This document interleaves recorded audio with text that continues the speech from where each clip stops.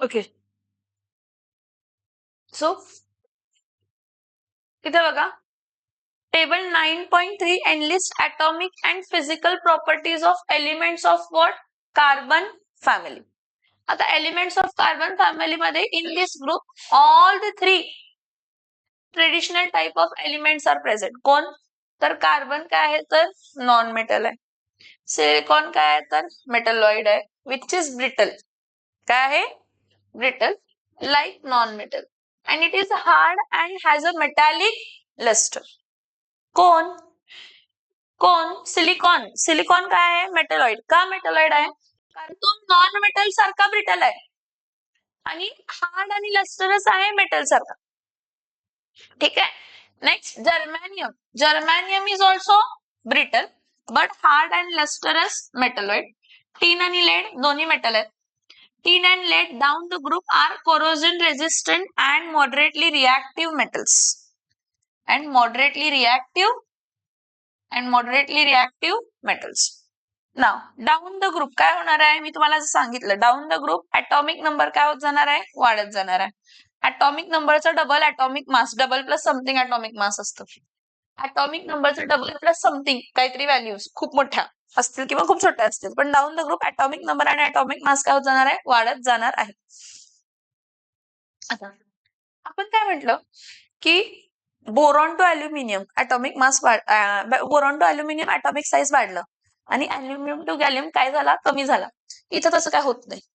मी म्हणलं पहिला चेंज जो दिसला तो पहिला इफेक्ट. शिल्डिंग वगैरे झालं तर पहिल्यांदा झालं त्यामुळे आता झालंय. विषय मिटले. तो विषय मिटलाय. Down the group atomic radius काय होत जाणार आहे? वाढत जाणार आहे because every time new shell is added. ठीक आहे. atomic रेडिया पण डाऊन द ग्रुप काय होत जाणार आहे तर वाढत जाणार आहे. आयनिक रेडिया आहे विषय पण तो विषय तितका तितका इफेक्ट दाखवत नाही. साईज वाढणे आणि शिल्डिंग इफेक्टमुळे न्यूक्लिअर चार्ज वाढणे त्यामध्ये साईज वाढणं हे जिंकतं. डी भरलं म्हणून शिल्डिंग इफेक्ट स्लाइटली कमी व्हायला पाहिजे. न्यूक्लिअर चार्ज काय व्हायला पाहिजे? वाढायला पाहिजे. त्यामुळे साईज काय व्हायला पाहिजे? कमी. हा एक ऍस्पेक्ट झाला. पण down the group every time new shell is added त्यामुळे जी साईज वाढली, साईज जी वाढली त्याचा इफेक्ट आणि शिल्डिंग इफेक्टमुळे न्यूक्लिअर चार्ज जो वाढला त्याचा इफेक्ट. साईज वाढला तो न्यूक्लिअर चार्जचा इफेक्ट काय करतो? नलिफाय. काय करतो? हा. त्यामुळे तुमचा atomic size down the group काय होत जाणार आहे तर वाढत जाणार. आयोनिक रेडिया पण डाऊन द ग्रुप काय होत जाणार आहे? वाढत जाणार आहे. आता इथं बघा काय एक करेक्शन सांगते. इथं M3+ येत नाही. इथं आलं तर C2+ येते. काय येते? काय येते? C2+ एक पॉसिबिलिटी आहे. आणि C4+ म्हणू शकत नाही आपण किंवा C4- पण म्हणू शकत नाही कारण 4 इलेक्ट्रॉन लॉस किंवा गेन पॉसिबल नाही, शेअरिंग पॉसिबल आहे. त्यामुळे हे इथं C2+ मध्ये चालून जाईल. डाऊन द ग्रुप तुमचा आयोनिक रेडियस काय होतो जाणार तर वाढत जाणार. नेक्स्ट फर्स्ट आयोनायझेशन एन्थाल्पी जी आहे त्याच्यापेक्षा जास्त कायम काय असणार आहे? सेकंड. तुम्ही म्हणणार असं का? हे बघा ह्याचं कॉन्फिगरेशन NS2 आणि NP काय असते तर 2. NP2 म्हणजे पहिल्यांदा P1 निघला मग P2 निघला मग S1 निघला मग S2 निघला. सगळ्यात पहिला बाहेरचं निघतं. NP2 मधला एक इलेक्ट्रॉन गेला मग NP2 मधला सेकंड म्हणजे पहिला आणि दुसरा गेला मग परत NS मधला पहिला आणि हा. आता इथून इथं जर बघितलं तर एनर्जी ऑलमोस्ट डबल आहे बघा. कारण का NS2 आहे ना completely filled subshell extra stability case येते. आलं का लक्षात? आणि नो डाऊट पहिला इलेक्ट्रॉन रिमूव्ह करायला जेवढी एनर्जी लागते त्यापेक्षा जास्त तिसरा त्यापेक्षा जास्त चौथा. तुम्ही म्हणणार मॅम तसं बघितलं तर कार्बनची तर जास्तच आहे सगळ्या केसेसमध्ये कारण कार्बन डिपेंड करतं की कार्बन काय फॉर्म करणार आहे. कार्बन खूप सारे एलेक्ट्रॉन्स फॉर्म करतो. कार्बन कॅटिनेशन प्रॉपर्टी दाखवतो, सेल्फ लिंकिंग प्रॉपर्टी दाखवतो. समजतं ना कॅटिनेशन म्हणजे सेल्फ लिंकिंग प्रॉपर्टी. कार्बन सारखी कॅटिनेशन सेल्फ लिंकिंग प्रॉपर्टी दुसरं कोणीही दाखवू शकत नाही. सगळ्यात जास्त कार्बन दाखवतं मग सिलिकॉन दाखवतं मग जर्मॅनियम मग टीन. लेड दाखवत नाही. कार्बन पेक्षा कमी सिलिकॉन, सिलिकॉन पेक्षा कमी जर्मॅनियम, जर्मॅनियम आणि टीन नियरली सेमच कॅटिनेशन प्रॉपर्टी दाखवतात आणि लेड हा कॅटिनेशन प्रॉपर्टी दाखवत नाही, सेल्फ लिंकिंग प्रॉपर्टी. कसली प्रॉपर्टी दाखवत नाही? सेल्फ लिंकिंग प्रॉपर्टी दाखवत नाही. सो इथं बघा हा down the group, down the group काय व्हायला पाहिजे? आयोनाइज्ड एन्थॅल्पी कमी व्हायला पाहिजे. डाऊन द ग्रुप आयोनाइज्ड एन्थॅल्पी कमी व्हायला पाहिजे. डाऊन द ग्रुप आयोनाइज्ड एन्थॅल्पी कमी व्हायला पाहिजे. होतंय पण फक्त ह्या केसमध्ये, कोणाच्या केसमध्ये? लेडच्या केसमध्ये वाढते. कारण का? 4F भरतं. काय भरतं? काय भरतं? 4F. आतल्याचा आतला 4F भरला, शिल्डिंग इफेक्ट कमी झाला, न्यूक्लिअर चार्ज वाढला. मग बाहेरच्या शेलमधला इलेक्ट्रॉन रिमूव्ह करण्यासाठी एनर्जी काय लागणार आहे? तर नो डाऊट खूप जास्त लागणार आहे. आलं का लक्षात मी काय सांगितलं? Yes or no?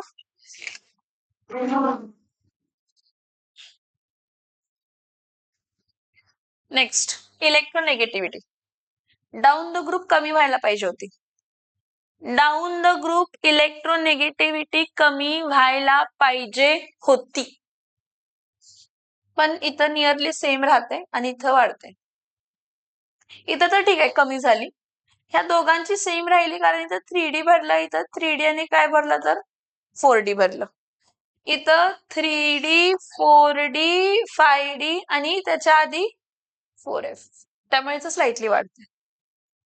आणि तुम्हाला जे काही असे व्हॅरिएशन्स आहेत ना, हे फक्त 13, 14, 15 लाच दिसतात.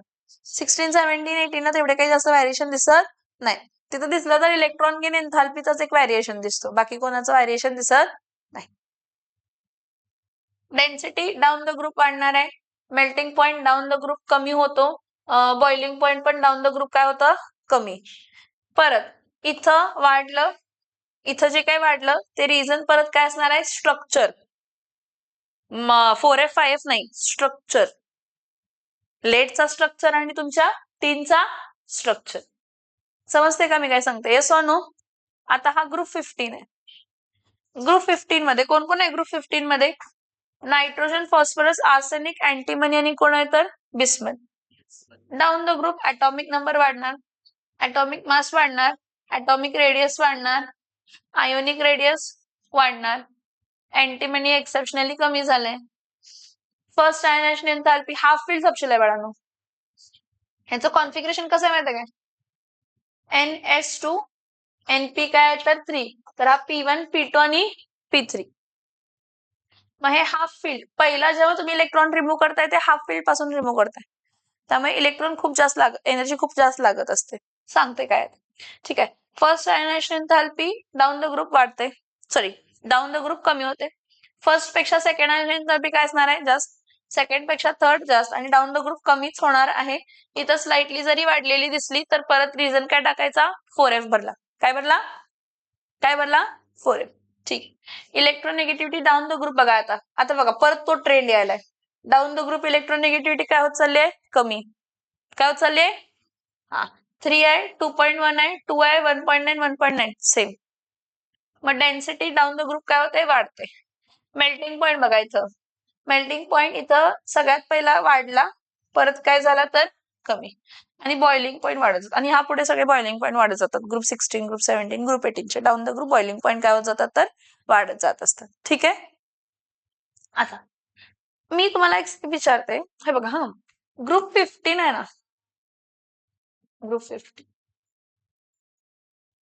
आणि दुसरा कोणता आहे तर ग्रुप 16. ग्रुप 15चं जर तुम्ही कॉन्फिगरेशन बघितला, कशाचं कॉन्फिगरेशन बघितला? त्याचं कॉन्फिगरेशन आहे NS2NP3 आणि ग्रुप 16चं कॉन्फिगरेशन आहे NS2NP4. आणि left to right ionization enthalpy काय व्हायला पाहिजे? वाढायला पाहिजे. मी काय सांगताय? आयोनायझेशन एन्थाल्पी ग्रुप 15 ची जी आहे ती कमी असायला पाहिजे आयोनायझेशन एन्थाल्पी ग्रुप 16 पेक्षा, because left to right ionization enthalpy वाढायला पाहिजे, कारण left to right nuclear charge काय होतो? वाढतो. हे एक्सपेक्टेड असतं. हे काय असतं? हे काय असतं? एक्सपेक्टेड. ऑब्झर्व काय सांगा? ग्रुप 15 ची आयोनायझेशन एन्थाल्पी कमी आहे, सॉरी ग्रुप 15 ची आयोनायझेशन एन्थाल्पी जास्त. कोणापेक्षा? कोणापेक्षा? ग्रुप 16 पेक्षा. ऑब्झर्व का सांगा? ग्रुप 15 ची आयनेशन एन्थाल्पी ऍक्च्युली कमी असायला पाहिजे, आहे जास्त, because half filled subshells, half filled subshells are having extra stability. Because half filled subshells are having extra stability. समझ में आ रहा है जो मैं बोल रही हूँ? Yes or no? ठीक है. आता बघा. Group 15. Group 15 is the nitrogen family. Table shows atomic and physical properties of group 15. This group also includes the three traditional type of elements. परत कोण?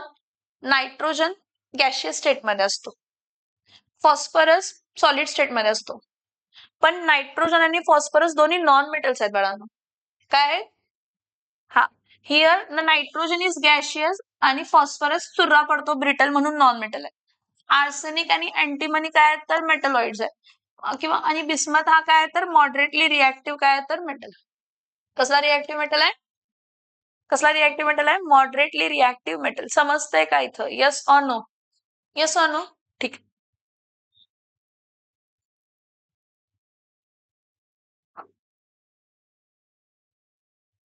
फुकटचं मार खायचं असेल तर सांगा जावा. झालं काय करायचं, विषय मिटवायचा.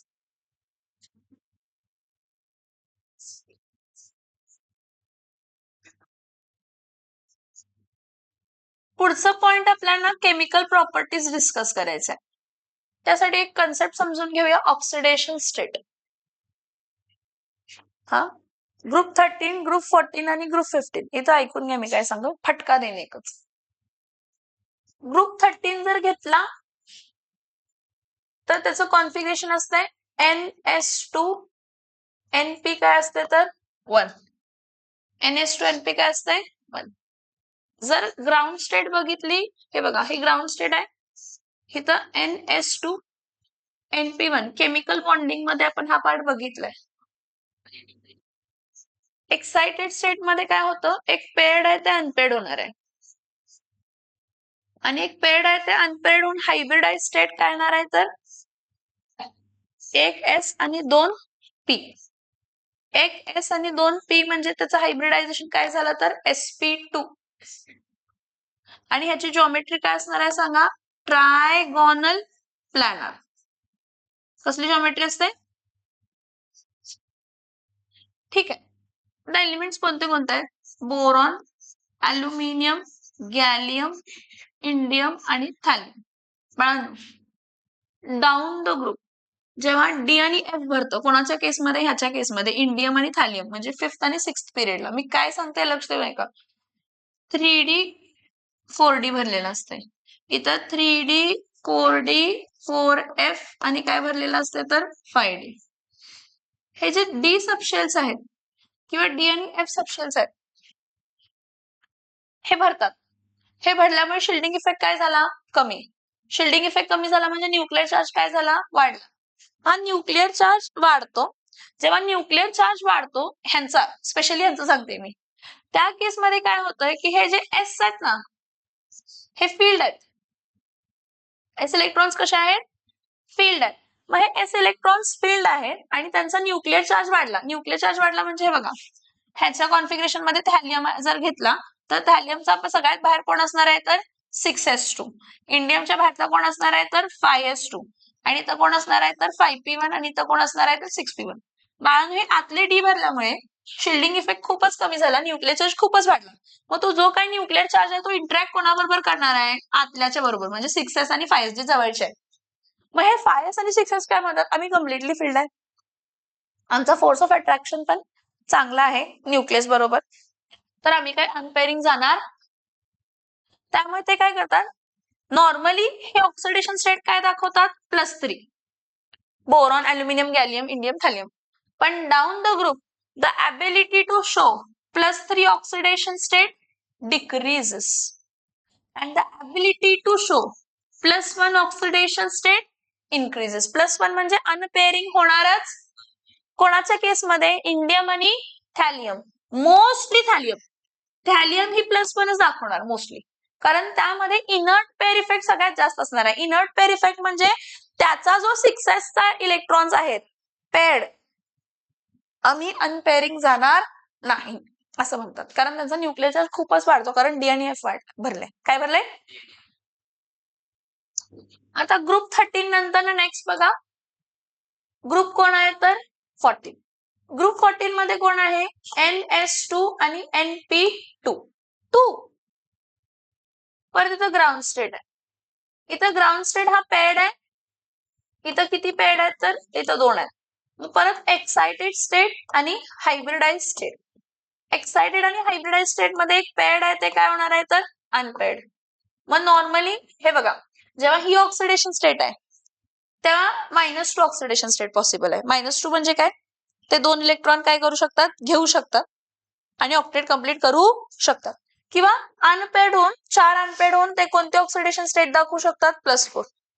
मग ठीक आहे, कार्बन, सिलिकॉन, जर्मॅनियम, टीन आणि लेड आहे. हा, तर इथपर्यंत ही जी 4 आहेत ही +4 पण इझिली दाखवू शकतात आणि -2 पण इझिली दाखवू शकतात. पण हा नॉन मेटल आहे, ही दोघं मेटलॉइड आहेत आणि ही दोघं काय आहेत तर मेटल आहेत. परत ते सेम लॉजिक. काय सेम लॉजिक? ह्यांचं भरताना कोण आहे? 6p आणि कोण आहे तर 5p, म्हणजे 5s आणि काय आला तर 6s2. इनर्ट पेअर इफेक्ट दाखवणार, आम्ही देणार नाही म्हणून त्या ऑक्सिडेशन स्टेट कोणती दाखवतात? +2. कोण? टीन आणि लेड. तुमचा एसेंट हा जो टीन आणि लेड आहेत ना, हे लोअर ऑक्सिडेशन स्टेट कोणताही पिरियड कोणत्याही ग्रुपमध्ये down the group the ability to show lower oxidation state increases, the ability to show higher oxidation state decreases and the ability to show lower oxidation state increases due to inert pair effect. Due to inert pair effect. आता group 14 नंतर next बघूया group 15. मी जे सांगते लक्ष द्या, कारण ह्या पुढे आपले सगळे रिएक्शन्स आहेत लॉस आणि गेनचे, त्यामुळे ऑक्सिडेशन स्टेट लक्षात असायला पाहिजे. फटका देने वाली ना बात करके तो समजेगा सब नाटक चल रहा था. आता हा ग्राउंड स्टेट आहे, हा NS2 आहे आणि हा NP3 आहे. बाळांनो, जेव्हा आपण नायट्रोजन घेतो ना, nitrogen belongs to second period. Second period मध्ये 2s आणि 2p असते, 2d नसते. काय नसते? त्यामुळे त्याची ऑक्सिडेशन स्टेट हीच पॉसिबल आहे, -3 किंवा +3 नायट्रोजनची. कोणाची? कारण त्याच्याकडे डी सबशेल प्रेझेंट नाहीये. पण पुढचे एलिमेंट्स कोण आहेत? फॉस्फरस, आर्सेनिक, अँटीमनी आणि बिस्मथ. एक्साइटेड स्टेट पेअर्डचं काय होणार आहे तर अनपेअर्ड, आणि अनपेअर्ड होऊन त्यांच्याकडे डी ऑर्बिटल आहे, त्यांच्याकडे मग डी ऑर्बिटल असेल तर इथं काय येणार आहे? sp3d डी फक्त sp3d. म्हणजे हे कोणते ऑक्सिडेशन स्टेट दाखवणार आहेत? +5. याचं मिनिंग नाही की फॉस्फरस, आर्सेनिक, अँटीमनी, बिस्मथ +3 दाखवतात की +3 पण दाखवतात, -3 पण दाखवतात. -3 मेटल्स बरोबर दाखवतात, +5 पण दाखवतात, +3 पण दाखवतात. परत but the ability to show +5 oxidation state decreases and the ability to show +3 oxidation state increases. कुठं? Down the group. कुठं? कारण परत बिस्मथ आणि अँटीमनी जर घेतला तर कोण भरलं? आतले सगळे भरलेत, त्यामुळे ते काय म्हणणार आहेत? आम्ही काय अनपेअरिंगला जाणार, आमचं फोर्स ऑफ अट्रॅक्शन स्ट्रॉंग आहे न्यूक्लियस बरोबर. हा, येस ऑर नो? आलं का लक्षात? म्हणजे एक इथं परत लक्षात घ्या, group 13, group 14, group 15. Group 13 oxidation state दाखवताना +3, +1 आणि बोरॉनच्या केसमध्ये -3 दाखवेल. बोरॉनच्या केसमध्ये, बोरॉन नॉन मेटल आहे ना. कार्बन दाखवताना +2, -2 आणि +4. आणि ग्रुप 15 +3, -3 आणि +1. जर तो मोर इलेक्ट्रोनेगेटिव्ह आहे तर मायनस ऑक्सिडेशन स्टेट, जर तो मोर इलेक्ट्रोपॉझिटिव्ह आहे प्लस ऑक्सिडेशन स्टेट. मग तो वरचा आहे तर हायर ऑक्सिडेशन स्टेट स्टेबल, जर तो खालचा एलिमेंट आहे तर समजलं इथपर्यंत? ठीक, थांब.